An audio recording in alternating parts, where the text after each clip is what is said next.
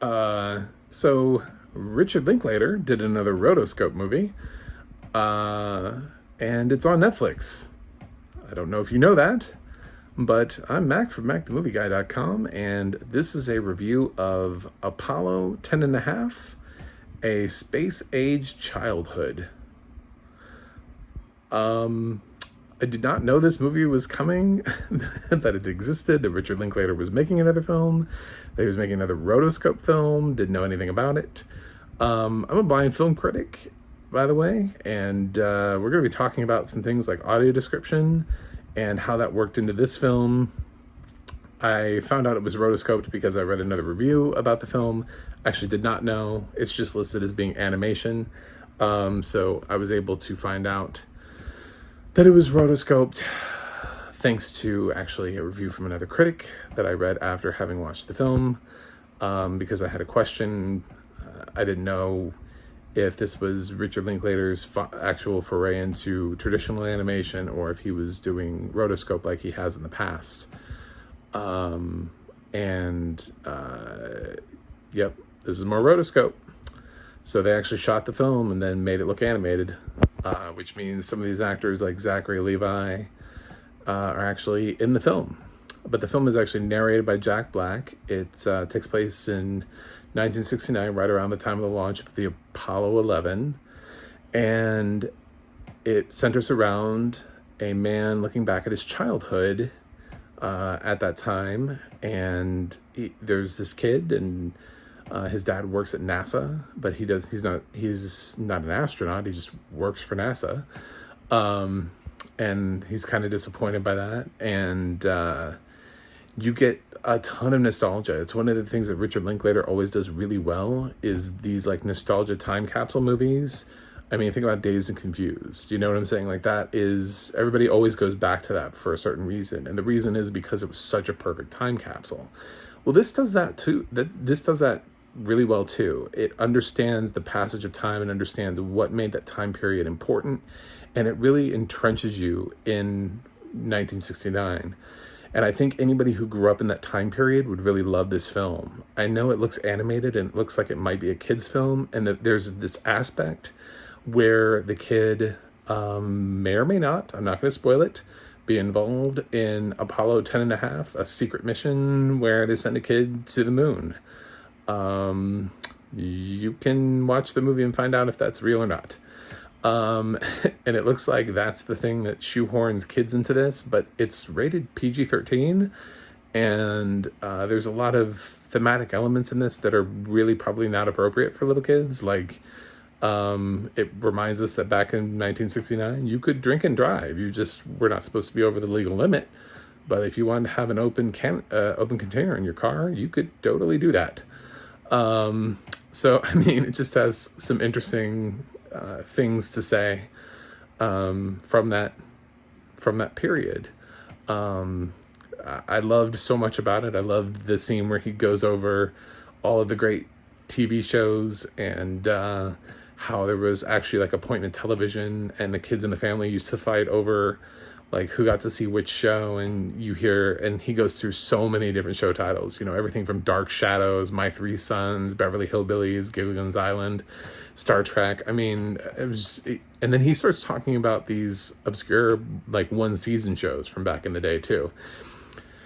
It's so much from that time period that I think that if you grew up in this time period and you're around that same age, you will love this film. I don't know if this film serves kids. I think kids will be bored by this. It's not interesting enough.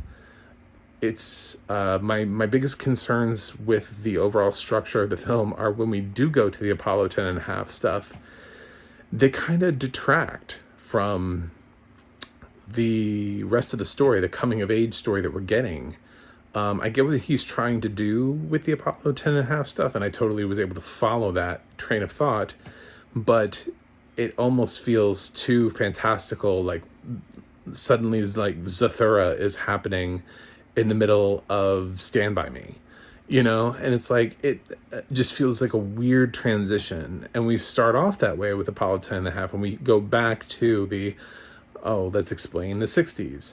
And after learning about everything from Vietnam to LSD, when we come back to Apollo 10.5, it's like, why are we here? Why are we doing this? And I love everything about the angle and the coming of age and the stuff that's grounded in reality. And when the kids headed into space, it's cute, but it feels like two totally different films got thrown together. It feels like somebody told Richard Linklater that this film needed something to bring in kids, so he amped up this element of the film and lengthened it to make it more interesting so the kids would watch it. But I don't think this is the kind of film that kids would enjoy. It's just a really weird film, but a lot of it is really good. Like I said, if you want your nostalgia button hit, this film will do it for you. So as far as the audio description in the film, there's narration, and it's being done by Jack Black. And that's not the audio description track. That's just, there is a narrator in the film, and it's Jack Black. And the audio description track frequently relies heavily on Jack Black's narration. And it's so much so that generally, if we're coming out of Jack Black's narration, you usually don't get audio description to sort of flesh out the scene that happens after it. You're just sort of left with whatever Jack Black's narration actually, led you into the scene with. You're supposed to sort of pick up from the actual real film narration, and they don't really add audio description to that. Now, there are plenty of scenes that happen without the prompting of narration, and the audio description does cover those.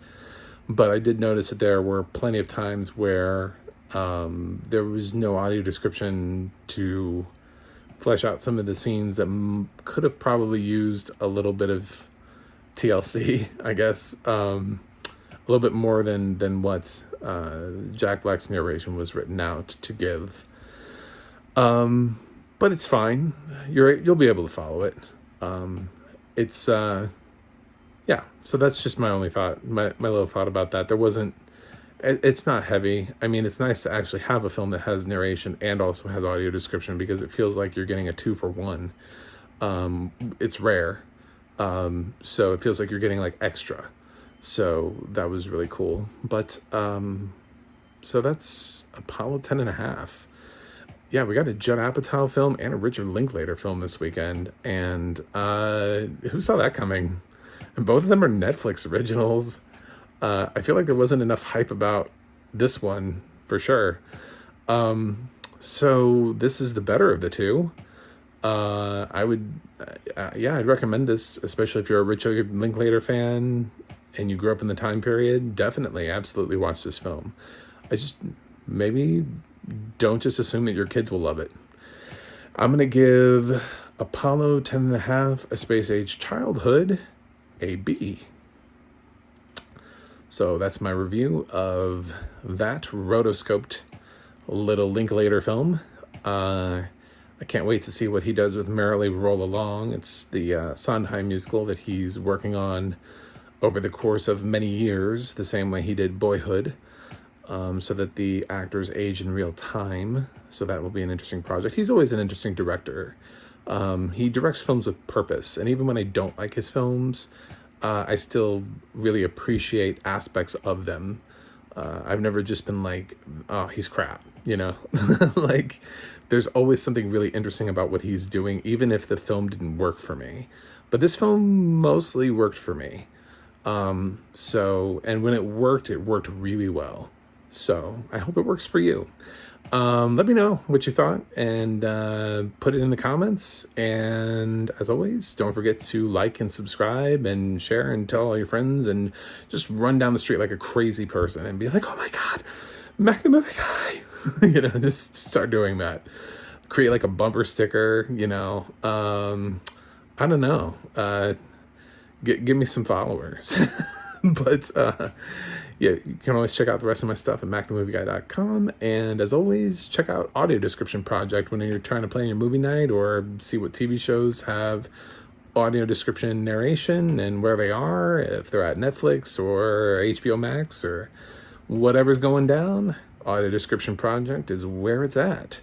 So until next time, we'll see you on the moon, I guess.